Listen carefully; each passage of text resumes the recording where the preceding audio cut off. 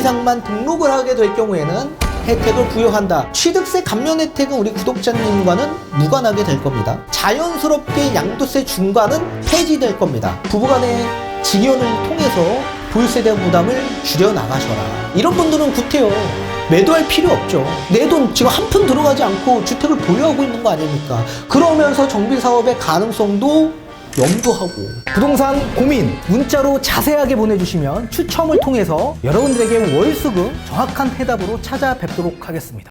뒷번호 6221님께서 보내주신 부동산 고민입니다. 대표님 영상은 다른 유튜브랑 차원이 다른 정보와 전략으로 매번 감탄하면서 영상을 보게 됩니다. 저에게도 좋은 답변이 될 거라 생각하면서 질문 드려봅니다. 저는 3주택자로 전농 SK아파트와 의정부 빌라에 투자 중인데 임대사업자를 등록해서 길게 가져갈지 말아야 할지 고민이 됩니다. 어떤 게 정답일까요? 라고 보내주셨네요. 전문가님 답변 부탁드리겠습니다. 네, 일단 답변부터 드리도록 하겠습니다. 우리 구독자님의 주택의 유형으로 봤을 땐 주택임대사업자 등록 안 하시는 쪽으로 의견을 좀 드리고 싶습니다. 주택의 유형에 따라 주택임대사업자를 등록하는 게 더 유리할지 또는 등록을 안 하는 게 더 유리할지를 따져봐야 될 텐데, 우리 구독자님은 서울에 20년이 넘어가는 구축 아파트와 의정부의 다세대 주택을 보유하고 계시는 상황이기 때문에 저는 반대 의견을 드린 겁니다. 뒤에 판서를 통해서 좀 더 자세히 설명을 도와드리겠는데, 제가 드리는 내용은 좀 포괄적으로 내용을 드리는 거기 때문에 이걸 본인 입장에 다 대입해서 적용하면 안 됩니다. 개개인마다 자산 현황과 포트폴리오와 전략이 다 다르기 때문에 답변은 다 달라질 수 있다.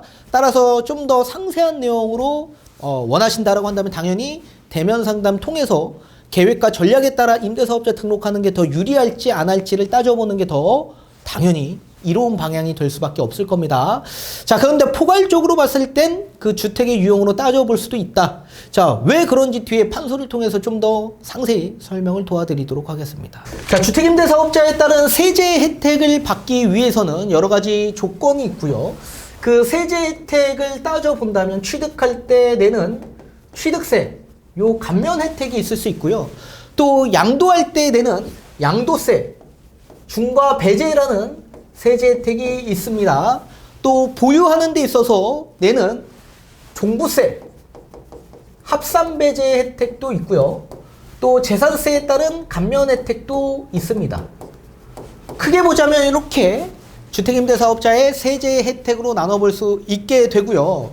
그리고 이제 앞으로는 2호 이상 등록할 때만 등록을 허용하겠다라고 얘기하고 있고, 또 주택의 유형 상관없이 아파트 그리고 다세대 주택, 우리 구독자님처럼 이런 주택의 유형에서도 2호 이상만 등록을 하게 될 경우에는 혜택을 부여한다.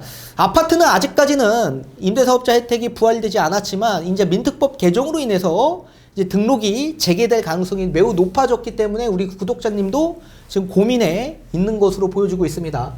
2호 이상 등록을 해야 되고 또 5% 이내로 증액 요건을 지켜야만 합니다. 그리고 임대 기간은 10년 또는 15년 이상 등록을 하게 될 경우에 이런 혜택들을 부여한다라고 했습니다. 자, 그러면 우리 구독자님은 지금 현재 3주택자인데 지금 3주택을 보유하고 있는 과정에서 임대사업자를 등록해야 될지 말아야 될지의 고민이시다 보니 취득세는 취득할 때 내는 세제 혜택이기 때문에 취득세 감면 혜택은 우리 구독자님과는 무관하게 될 겁니다. 그리고 양도세도 양도세 중과 배제 혜택을 받아볼 수 있을 텐데, 양도세 중과 배제 혜택도 마찬가지. 서울은 지금 현재 기준에서 이게 굉장히 유효한 세제 감면 혜택이겠지만 내년 초부터는 이제 서울의 규제 지역도 해제될 가능성이 매우 높아졌기 때문에 서울의 조정 대상 지역이 해제되고 비규제 지역으로 바뀌게 되면 자연스럽게 양도세 중과는 폐지될 겁니다.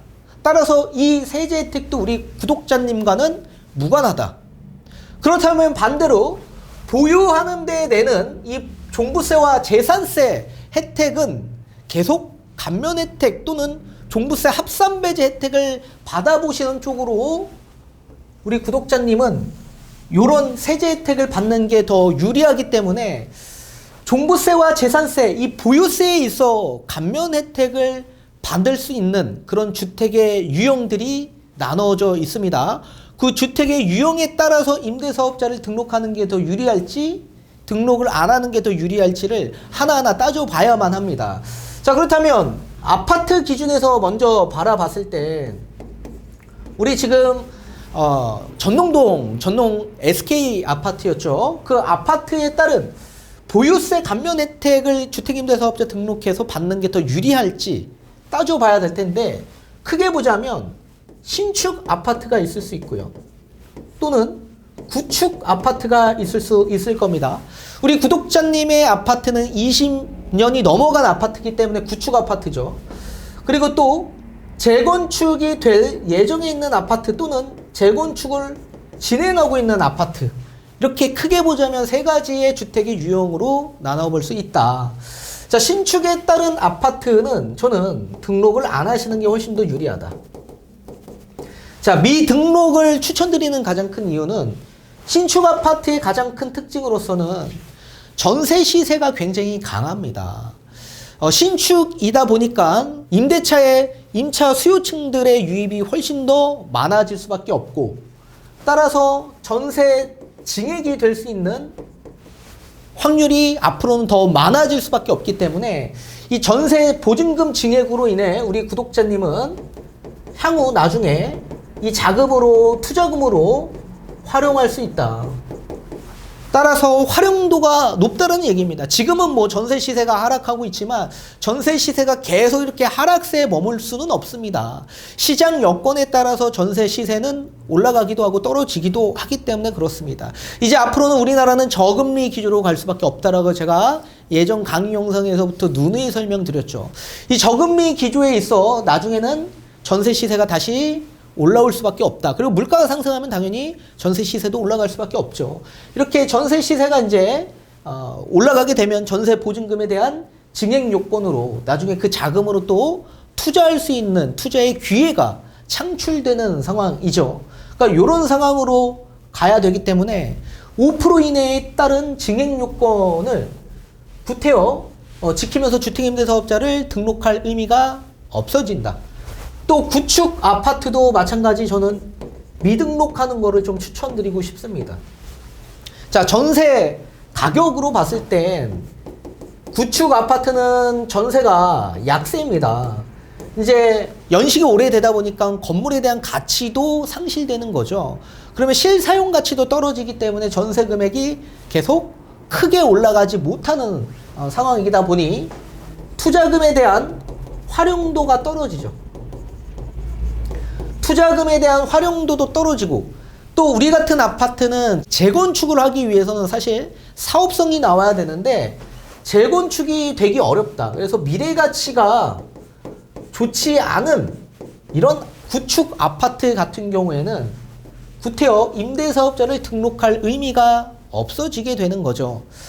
자, 어차피 5% 이상 뭐 초과한다라고 하더라도 전세 금액이 워낙 약세다 보니까 그렇게 크게 전세 보증금을 증액하는 데 있어서 쉽지만은 않고, 그러니까 활용도가 떨어지고 투자금에 대한 활용도가 떨어지기도 하고, 또 미래의 가치에 대한 재건축 이슈가 없는 아파트다 보니까 오랫동안 임대사업자 묶어놓고 기다릴 필요가 없게 되는 거죠.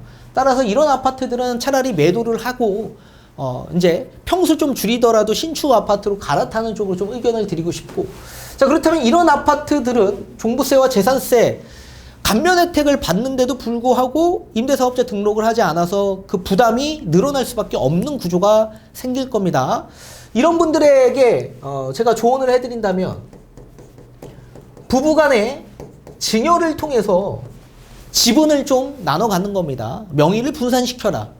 배우자 공제는 6억까지 되다 보니까 증여세에 대한 부분이 부담이 없게 되는 거죠.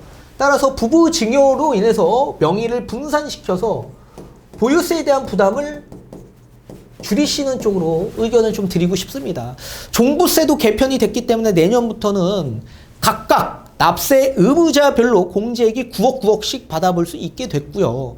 3주택 이상이라고 하더라도 각각 납세 의무자별로 과세표준 12억 원 이하인 경우에는 기본세율이 책정되다 보니까 종부세에 대한 부담이 확 줄어들 수밖에 없겠죠. 따라서 부부간의 증여를 통해서 이렇게 미등록하는 데서 보유세에 대한 부담을 줄여 나가셔라. 자, 이와 반면에 재건축 같은 경우에는 저는 주택임대사업자를 등록하는 걸 추천드리고 싶습니다. 자, 재건축도 마찬가지 전세 금액이 시세가 워낙 하락되어 있죠.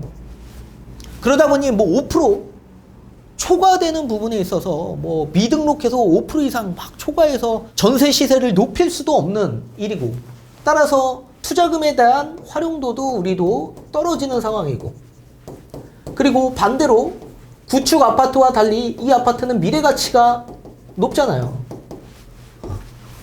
그러니까 차라리 그냥 5%씩 지켜나가면서 미래의 가치를 내다보면서 장기적 플랜에서 임대사업자 묶어놓는 게 좋다.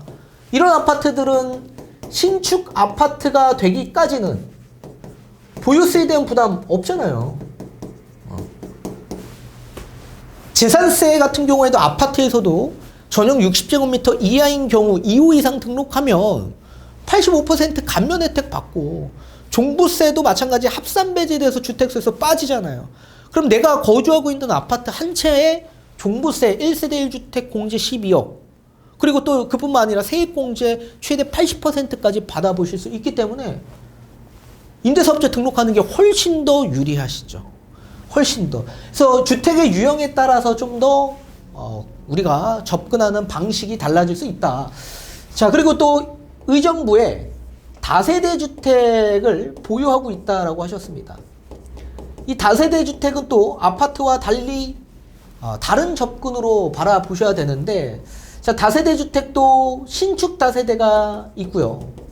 또 구축 다세대가 있을 겁니다. 또 재개발을 추진하고 있는 다세대 주택도 있을 겁니다. 이렇게 구분지어서 한번 바라보셔야 되는데, 다세대 신축 같은 경우에도 저는 주택임대사업자를 등록하는 쪽으로 의견을 좀 드리고 싶습니다. 신축 다세대다 보니 당연히 아파트와 동일하게 모든 임대차, 전세 수요가 유입이 많이 되다 보니까 전세 가격이 굉장히 높을 수밖에 없죠. 그리고 주택의 유형으로 봤을 때 만약에 서울 같은 경우에는 우리가 접근할 수 있는 마지막 주택의 유형이 다세대 주택입니다. 단독주택 뭐 전세 갈 수 있습니까? 못 가죠. 다가구 주택 그 30년이 넘어간 빨간 벽돌 누가 어떤 분들이 많이 접근하겠습니까? 수요가 거의 없죠. 아파트 전세는 너무 비싸고, 결국엔 갈 수 있는 주택의 유형은 다세대 주택밖에 없는 거 아닙니까? 그래서 모든 사람들이 신축 다세대 주택으로 다 수요가 밀집되어 있다.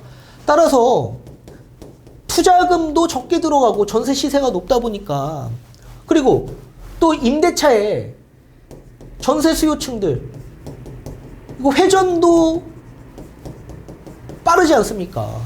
회전율이 높다. 전세 수요의 회전율이 높다. 그리고 이뿐만 아니라 정비 사업의 가능성도 높죠.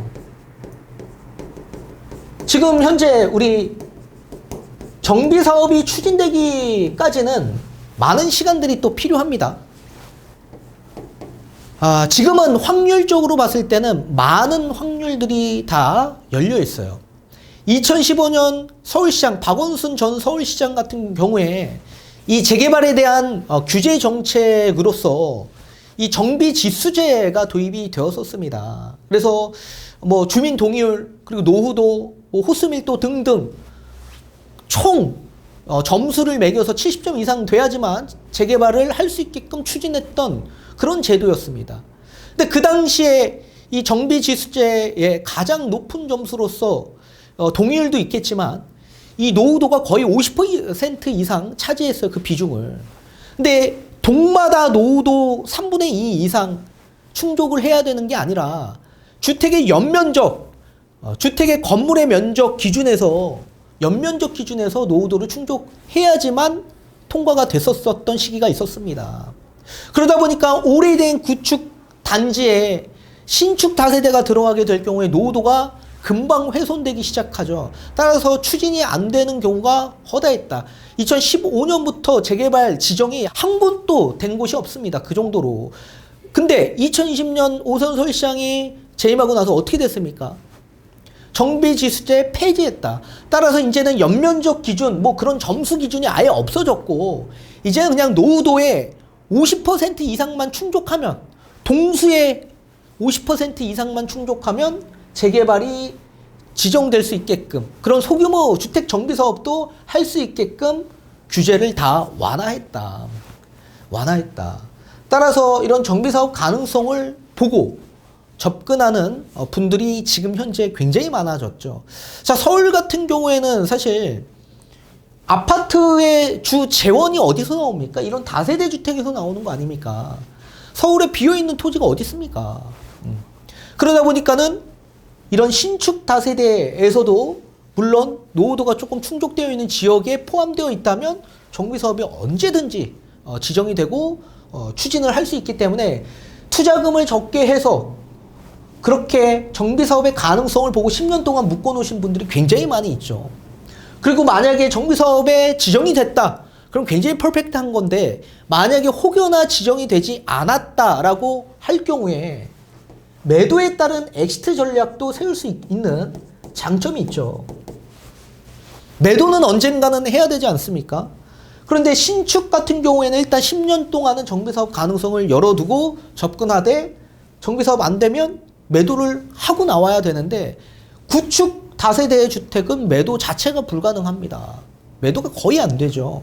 그런데 10년 미만 된 이런 다세대 주택은 그나마 활성화 많이 되어 있습니다.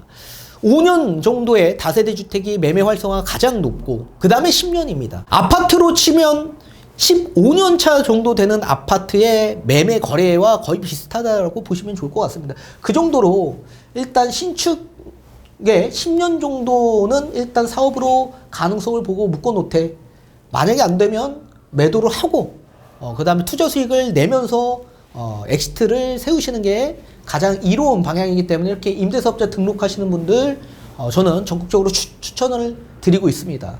구축 다세대 주택도 물론 마찬가지 주택 임대사업자를 등록하는 게 좋은데 이거는 제가 봤을 때는 지역의 유형에 따라 조금 달라질 수 있다고 봅니다. 서울 같은 경우에는 주택 임대사업자를 등록하는 게 유리하고요. 반면에 그 외의 지역 일대는 미등록하는 게 훨씬 더 좋은 방향이 나올 수 있다. 자, 서울 같은 경우에도 앞전에 설명드린 대로 정비사업의 가능성이 굉장히 열려있죠. 또 구축 다세대 주택 같은 경우에도 서울 주택 공급, 아파트 공급을 하기 위해선 결국엔 다세대 주택을 허물고 아파트 공급을 해야 되는 그 주 재원 아닙니까? 서울 같은 경우에 주택 공급이 원활하게 안 되다 보니까 주택 가격이 폭등한 거 아닙니까? 그래서 지금 비어있는 공공 유휴부지를 매입해서 아파트 짓겠다라고 했는데 그게 지금 실질적으로 된 게 있습니까? 뭐 태릉 골프장 매입해가지고 하겠다라고 했는데 말만 그렇지 지금 한 게 있습니까? 어렵다라는 얘기입니다. 어렵다는 얘기예요. 주민들의 반발이 굉장히 심하고 또 그 외에 문재인 정부 때 워낙 공급할 곳이 없다 보니까 호텔을 개조해서 아파트 짓겠다 하지 않았습니까? 그 정도로 서울에는 다세대 주택을 허물지 않은 이상 아파트 공급이 될 수가 없다라는 게 이미 증명이 됐습니다. 호텔 개조한 게 있습니까, 지금? 말만 그렇게 공급하겠다 했지 실질적으로 된 게 있냐고요, 지금. 따라서 다세대 주택의 주 재원이기 때문에 오래된 구축 다세대도 정비사업의 가능성을 당연히 보고 임대사업자 묶어놓는 게 유리하다. 근데 그 외 지역 일대는 사실 택지를 조성해서 공급할 곳들이 워낙 많기 때문에 그냥 비어있는 택지나 또는 택지 그냥 수용해가지고 아파트 그냥 지어버리면 끝나는 겁니다, 사실은. 나머지 지역 일대들은. 구도심에 오래된 정말 이건 개발이 돼야만 하는 그런 재개발 가능성이 있는 곳들이 아닌 이상은 택지 공급으로 아파트 공급이 나올 수밖에 없기 때문에 그런 곳들의 다세대 주택 구축은 굉장히 좋은 방향이 아니다. 그래서 매도하시는 게 저는 가장 좋다라고 좀 의견을 드리고 싶고 또 그 중에서도 서울 같은 경우에 이런 뭐 오랫동안 구축 다세대 주택을 보유하고 계신 분들은 이미 투자금을 회수하신 분들이 아마 많이 있을 겁니다. 이런 분들은 구태여 매도할 필요 없죠. 투자금 내 돈 지금 한 푼 들어가지 않고 주택을 보유하고 있는 거 아닙니까? 그러면서 정비 사업의 가능성도 염두하고 또 당연히 화폐의 가치가 떨어지면 주택의 가격은 올라갈 수밖에 없는 구조이기 때문에 오랫동안 보유하면 보유할수록 내 돈 들어가지 않고 시세 차익을 또 가져갈 수 있는 상황이 나올 수 있기 때문에 구태여 이걸 매도할 필요가 없는 거죠. 그리고 주택임대사업자 등록해서 그냥 보유세 혜택 다 받고 가져가는 게 훨씬 더 유리하다. 재개발 같은 경우에도 마찬가지 주택임대사업자 등록하는 게 당연히 유리하죠. 자, 재개발도 마찬가지 다세대 주택 전세 시세를 봤을 때 전세 가격이 워낙 시세가 하락되어 있죠. 그러다 보니까 당연히 뭐 투자금에 대한 활용도도 떨어지고 다만 미래 가치가 여기도 똑같이 높다 보니까 임대사업자 묶어놓는 게 훨씬 더 유리하죠. 그리고 임대사업자 묶어놔서 신축 아파트가 될 때까지는 보유세에 대한 부담 없죠. 그리고 신축 아파트가 되고 나서도 이게 부활이 되면 등록이 되는 거 아닙니까? 재등록이 가능한 겁니다. 공시가격, 임대 개실 당시 공시가격 6억 원 이하 또는 9억 원 이하라고 한다면 이 빌라에서 이주 철거해서 다시 신축 아파트로 입주해서 재등록하면 돼요. 연장해서. 이 연속성이 있는 거죠. 그렇게 되면 어떻게 해요? 세제 혜택을 계속적으로 받는 거 아닙니까? 아파트에서도. 그러니까 당연히 재개발은 주택임대사업자 당연히 등록하는 게 훨씬 더 유리하죠. 따라서 주택의 유형에 따라 우리가 임대사업자를 등록해야 유리한 건지 등록을 안 하는 게 더 유리한 건지를 하나하나 포괄적으로 따져본 겁니다. 근데 이거를 구태여 뭐 무조건적으로 우리 구독자님의 자산 현황에 맞춰서 껴맞춰서 대입하면 안 된다. 계획과 전략이 다 개인마다 다 다르기 때문에 정말로 유리한 분들이 있고 또 등록을 안 하는 게 더 유리한 분들이 나눠져 있을 겁니다. 이거는 상담을 통해서 다시 한번 상세하게 풀어 가셨으면 하고 우리 구독자님도 마찬가지 포괄적으로 말씀을 드리면 지금 전노 SK도 구축 아파트죠. 구축 아파트. 다세대 주택도 마찬가지 서울이 아닌 그 외 지역에 있죠. 그러니까는 당연히 등록을 안 하는 게 더 유리하다라고 제가 말씀을 전해드린 겁니다. 따라서 다시 한번 상담을 통해서 더 정확한 플랜을 가져가시는 게 좋다. 아무튼 큰 틀에서는 이렇게 보시는 게 좋다라는 의견을 좀 드리도록 하겠습니다.